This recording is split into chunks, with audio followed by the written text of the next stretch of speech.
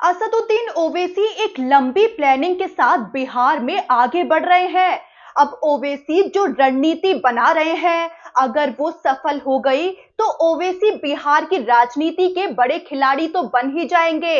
यहां तक कि राष्ट्रीय स्तर पर उनकी पार्टी एआईएमआईएम की ताकत भी बढ़ जाएगी। और तो और अगर ऐसा हुआ तो बिहार में होने वाले चुनाव की तस्वीर पूरी तरह बदल जाएगी। दरअसल असदुद्दीन ओवैसी ने हमेशा बिहार के सीमांचल को अपनी पार्टी एआईएमआईएम की राजनीतिक प्रयोगशाला माना है। इसकी वजह भी पुख्ता है, क्योंकि यहाँ मुस्लिम आबादी ज्यादा है और पिछड़े वर्गों की बड़ी संख्या भी मौजूद है।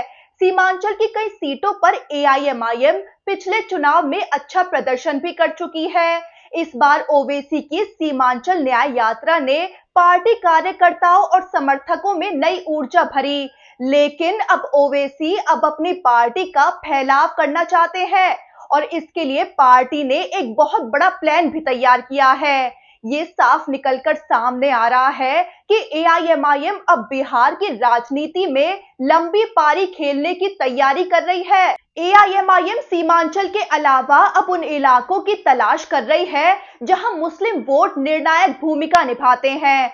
साथ ही पार्टी उन सीटों पर भी नजर रखे हुए है जहां दलित और पिछड़े वर्ग की आबादी का बड़ा असर रहता है। दरअसल ओवैसी जानते हैं कि केवल एक क्षेत्र पर टिके रहना लंबे समय की राजनीति के लिए काफी नहीं है।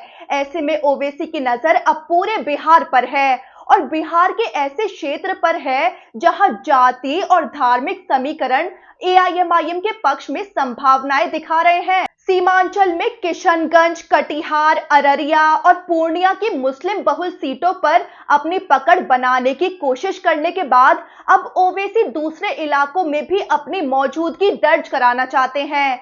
ऐसे में सवाल है कि सीमांचल के अलावा बिहार के वो कौन से इलाके हैं जहां एआईएमआईएम अपने कैंडिडेट उतार सकती है और उसके पीछे क्या वजह है। तो एक इलाका सासाराम हो सकता है जो एआईएमआईएम के लिए सफल साबित हो सकता है। तो सासाराम क्षेत्र एआईएमआईएम के लिए खास है क्योंकि यहाँ मुस्लिम आबादी के साथ बड़ी दलित जनसंख्या भी है।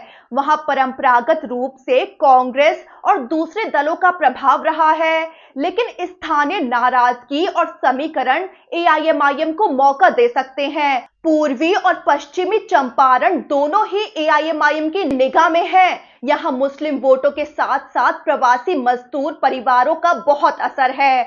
अक्सर इन वर्गों को मुख्य धारा की राजनीति में पर्याप्त प्रतिनिधित्व नहीं मिलता और ऐसे में एआईएमआईएम उन्हें अपना आधार बना सकती है। फिर आता है गोपालगंज इलाका। गोपालगंज में मुस्लिम और यादव वोटों का अच्छा प्रभाव है। यहाँ एआईएमआईएम अगर स्थानीय छोटे दलों से तालमेल कर लेती है तो उसे सीट निकालने में आसानी मिल सकती है। ओवैसी के लिए ये क्षेत्र इसलिए भी खास है क्योंकि यहाँ से निकली सफलता उत्तर बिहार की राजनीति को नई दिशा दे सकती है। यही वजह है कि असदुद्दीन ओवैसी ने सीमांचल से अपनी राजनीतिक यात्रा शुरू करके अब बिहार के दूसरे हिस्सों पर ध्यान केंद्रित कर दिया है। सासाराम, चंपारण और गोपालगंज जैसे क्षेत्रों में मुस्लिम और पिछड़े वर्गों की बड़ी संख्या एआईएमआईएम के लिए बड़े अवसर का दरवाजा खोल सकती है। वहीं ओवैसी की नजर अब सीमांचल के साथ मिथिलांचल पर भी है।